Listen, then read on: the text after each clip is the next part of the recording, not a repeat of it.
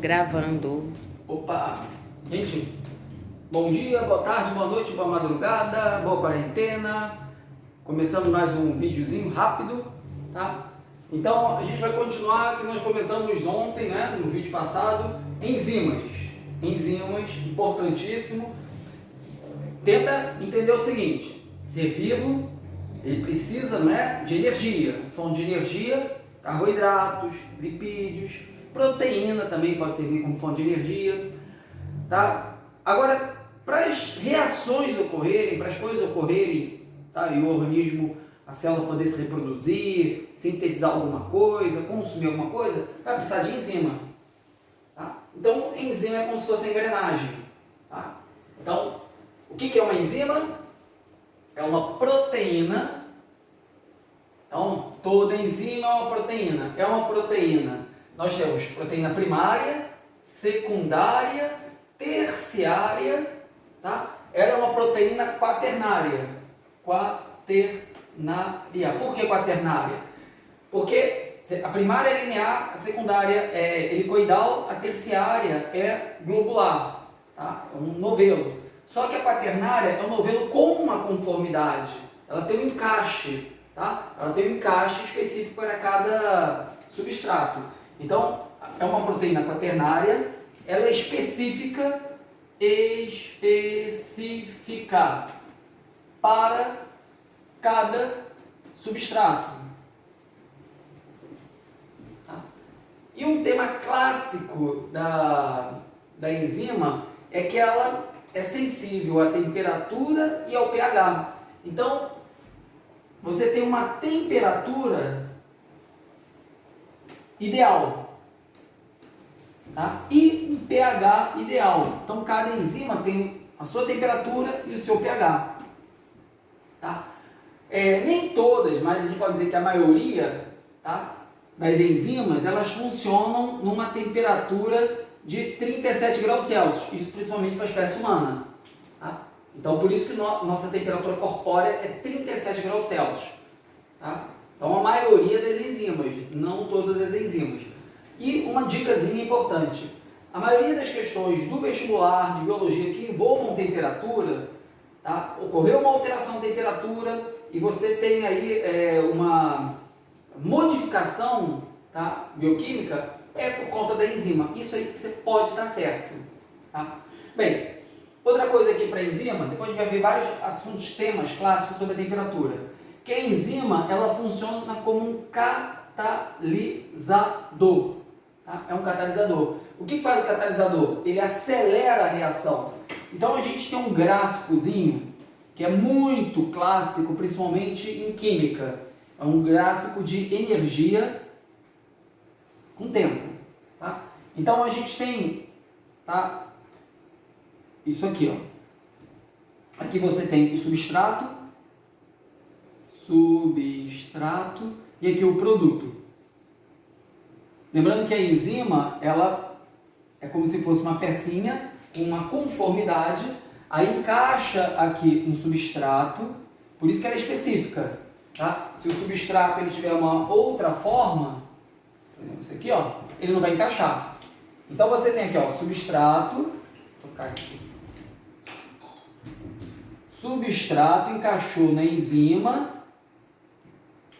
a enzima ela se mantém, então uma coisa também, um conceito importante, a enzima ela se mantém. E aqui eu vou fazer um tipo de metabolismo que é a catálise. Aí você vai quebrar o substrato, aí passa a ter duas novas substâncias menores. Tá? Bem, por exemplo, aqui pode ser uma sacarose, tá? Um disacarídeo, aí você vai fazer um processo hidrolítico, quebra e vai formar frutose e glicose. Repare que se eu tiver um outro monossacarídeo, por exemplo, uma maltose também é um disacarídeo. A enzima, ela é específica, essa enzima só vai degradar a sacarose. Tá? Ela não vai degradar a maltose, porque ela não vai encaixar, ela não vai ter encaixe. Tá? O nome da enzima, sacarase. Sacarase é a enzima que degrada a sacarose. Outra coisa também, tá? O meio tem que ser aquoso. A enzima, ela é hidrolítica, tá? Ela é hidrolítica. Ela, para poder funcionar, a catálise funcionar, tem que ter um meio aquoso. Beleza? Bem, agora se eu pegar essa sacarose e deixar em água, ela vai degradar naturalmente, tá? Ela degrada, ela quebra naturalmente, só que isso demoraria horas. Na presença da sacarase, isso ocorre em minutos. Então, a sacarose, ela vai degradar naturalmente, só que na presença da enzima vai ser mais rápido. Então, a enzima ela funciona como um catalisador, porque ela acelera a reação. A gente tem o seguinte, ó, o substrato, ele vai formar o produto, a sacarose vai formar o produto, e aqui, nesse calombozinho, isso aqui é chamado de energia de ativação. Tá? Então você vai precisar de uma energia para poder quebrar, tá? Pode ser a temperatura ambiente. Agora, quando a gente tem a enzima, ela diminui a energia de contato, a energia de ativação. Tá? Então, num gráfico a gente reconhece, tá, a diferença com a enzima e sem a enzima. Então, a enzima ela diminui a chamada energia de ativação. Tá? Isso aí a gente não falou na aula anterior. Agora vamos comentar sobre os casos clássicos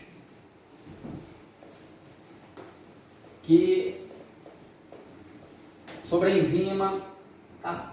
Bem, a descoberta do fogo foi um grande avanço para a humanidade, porque com o fogo você passa a cozinhar alimentos, tá?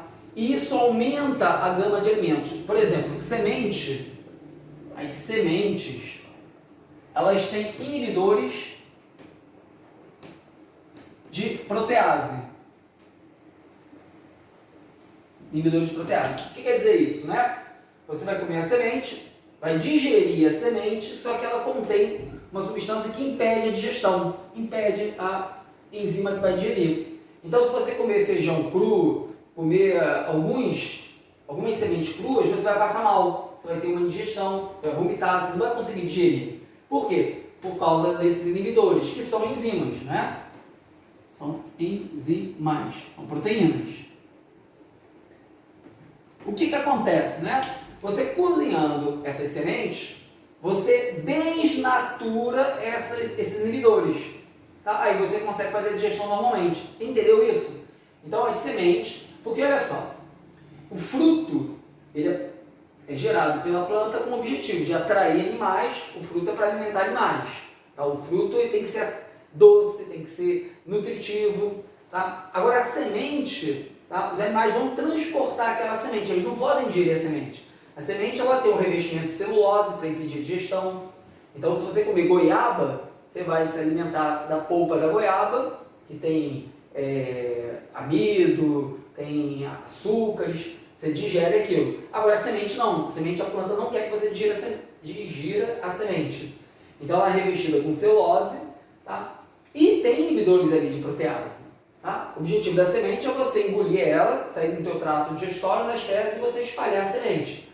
Agora, feijão, ervilha, algumas sementes, você não tem aquele fruto, né? Também não tem muito revestimento, mas ela está rica em inibidores de protease. Você come aquilo, você não vai digerir. Agora, quando você cozinha, repetindo, né? Quando você cozinha, você desnatura a proteína. Tá? Então esse tema é clássico. Outro tema, tá, que eu ia explicar na aula passada é o milho, não é? O milho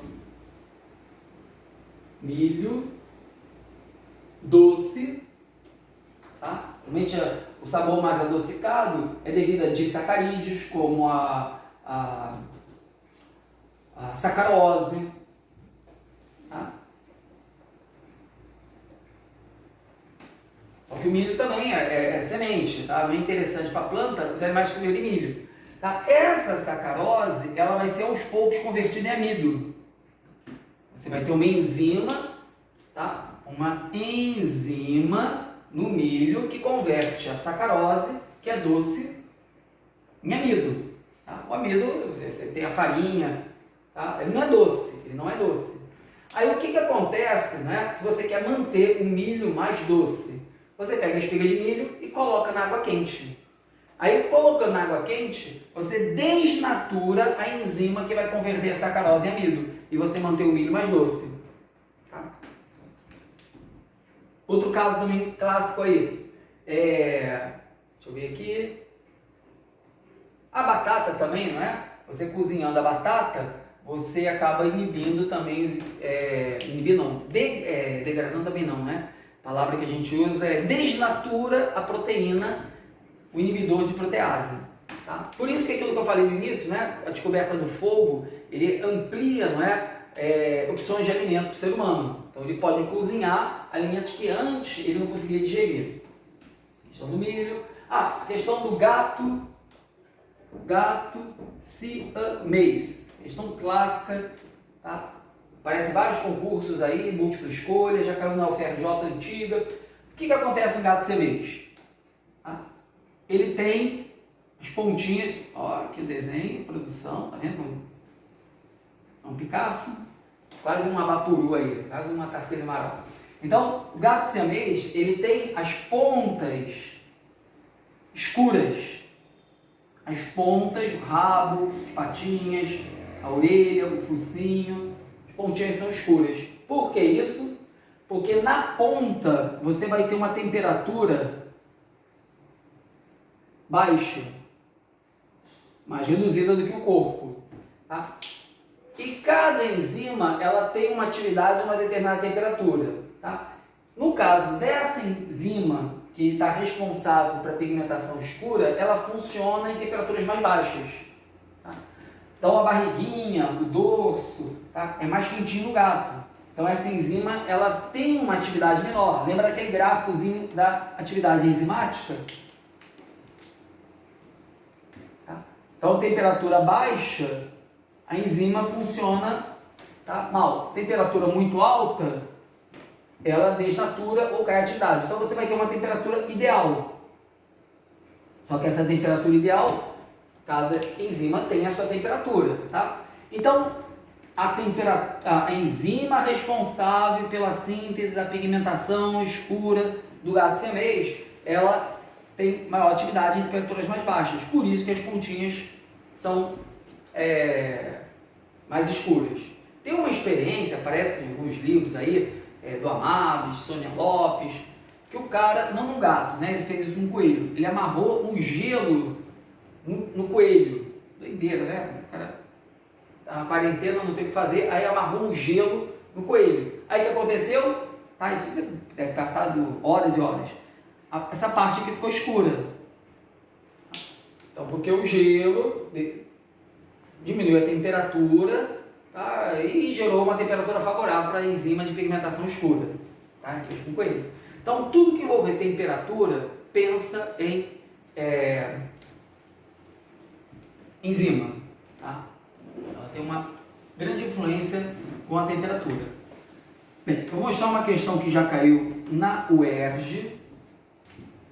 O UERJ é um dos vestibulares mais fáceis que tem. E acredito que esse ano vai ficar ainda mais fácil por conta dessa coronavírus, o pessoal desestimulou um pouco dos estudos, então eles fazem isso para facilitar e estimular mais alunos. Esse ano vai ser muito mais fácil. Bem, antes só comentar sobre a reação da fotossíntese. Fotossíntese. Eu sei quem é vestibulando, reação da fotossíntese é uma pergunta fácil. Reação da fotossíntese. O que a planta faz, né? O metabolismo mais importante da planta. Ela pega gás carbônico, né? A gente sabe que a planta renova o ar, pega água, a gente sabe que a planta precisa de água, e metaboliza isso, né? Sintetiza, né? Glicose, C6H12O6. Então, você tem glicose e libera oxigênio. A planta pega oxigênio, tá? Repõe o oxigênio do ar, aí a gente tem como balancear isso aqui, 6, já é química, né? Balanceando. Bom, vamos ver uma questãozinha que ficou. Vou pegar aqui, filma aqui o computador, produção, aniversário amanhã da produção, amanhã vai ter festa, Tudo online, né? Festa, os convidados vão ficar tudo. Então, olha só essa questão aqui, ó. O gráfico abaixo mostra a taxa de fotossíntese de uma mesma planta em função da temperatura e sob concentração atmosférica de 0,05% de gás carbônico. As curvas correspondem aos resultados sobre duas diferentes condições ambientais, dias nublados e dias ensolarados. Tá? E como que a questão é fácil. Cite o fator responsável pela diferença da taxa de fotossíntese representada nas duas curvas. Tá? E, em seguida, indique o processo biológico que promove a queda, tá, em temperaturas acima de 40 graus. Bem, sempre quando você for ver um gráfico, a gente tem que olhar os eixos. Tá? Então, aqui é a taxa de fotossíntese. Tá? Você pode, tudo que é atividade, taxa, a quantidade de produto que você forma. Você pode pensar que a taxa de fotossíntese é a quantidade de glicose. Opa, saiu aqui. É a quantidade de glicose. Ih, o negócio sumiu aqui. Calma aí que eu vou abrir aqui. Aqui tem um banco de várias questões.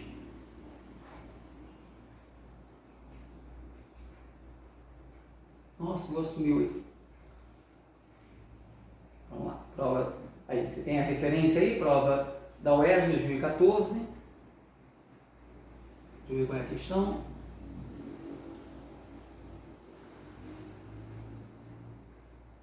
Acho que é 4. Questão 4? Não é? Não. Eu vi pelo gráfico. Aí, ó. O gráfico. Então, cite o fator responsável pela diferença de taxa de fotossíntese, representado nas duas curvas. O texto ele falou, tá? Dias nublados e dias ensolarados. A prova da UERJ, a gente tem um trabalho de como responder isso. Então, ó, cite o fator responsável. Citar, não é para explicar, é citar. Então, o fator responsável para que um gráfico seja diferente do outro é o quê? A taxa de iluminação, a incidência de luz, a taxa de iluminação. Tá? Fator responsável pela diferença das taxas de fotossíntese nas duas curvas, porque uma é maior do que a outra, seria, um é no dia nublado, outro dia ensolarado, seria a taxa de iluminação. Então, ó, você responde assim, ó, taxa de iluminação. Aí, em seguida, a gente tem uma estratégia, a gente ensina isso no projeto ERJ, porque são feitas várias perguntas numa questão. E o aluno que não está adaptado, às vezes ele perde uma pergunta, porque não consegue ver várias perguntas. Ó, o macete é você sublinhar os verbos no imperativo. Cite, nós já falamos. A outra, indique. Indique o processo biológico que promove a queda da taxa em temperaturas acima de 40 graus Celsius. Então, olha só, você vê que a temperatura vai aumentando e a taxa de fotossíntese vai aumentando. Uma com luz, outra sem luz, mas aumenta, tá? Quando a temperatura passa de 40 graus, você já começa a ter uma queda. Tá? Você pode dizer que é 40 graus, tá? Nem 40 graus, né? 35 é a temperatura ideal. À medida que a temperatura aumenta, começa a cair. Aí qual é o processo biológico que promove isso? Palavrinha mágica: desnaturação de enzimas. Porque ó, isso aqui é o metabolismo, aqui você tem a participação de inúmeras enzimas, são várias enzimas envolvidas aí. Tá? Então, com o aumento da temperatura, você tem a desnaturação das enzimas responsáveis pela fotossíntese. Então, ó, desnaturação de enzimas. Vamos ver se tem outra pergunta aqui, ó. Tem aqui, ó. Indique o que deveria ocorrer com a taxa de fotossíntese em torno de 35 graus, que é ideal, né? 35 é o ideal. Em cada uma das curvas, se a concentração de gás carbônico fosse duplicada, justifique sua resposta. Se você aumentar a quantidade de gás carbônico, você vai ter mais glicose. E aí, com isso, aumenta a eficiência, aumenta a fotossíntese. Tá? Você vê que é bem simples mesmo. Tá? Aumentando a quantidade de gás carbônico, você dobrou a quantidade de gás carbônico, tá? Você aumenta a produção de glicose. E aí, com isso, aumenta a atividade fotossintética. Vamos para a pergunta, só para conferir. indique o que deveria ocorrer com a taxa de fotossíntese, tá? E justifique. Então aqui, ó, ele pede para justificar. Então você vai botar: aumenta a taxa de fotossíntese, pois aumentando a concentração de CO2 aumenta a produção de glicose. As perguntas são simples, curtas, tá? Porque você tem que entender o conceito de taxa, conceito de atividade. Isso está mais relacionado com a quantidade de produto que você vai ter. Então, aumentando a taxa de fotossíntese, aumenta a taxa de fotossíntese, pois, aumentando a concentração de CO2, aumenta a produção de glicose. E a taxa de fotossíntese é em função da glicose. Tá? É um pouquinho de química envolvida, né? Porque quanto mais reagente você tem, mais produto você terá. Beleza? Tá? Já deu um tempo aí.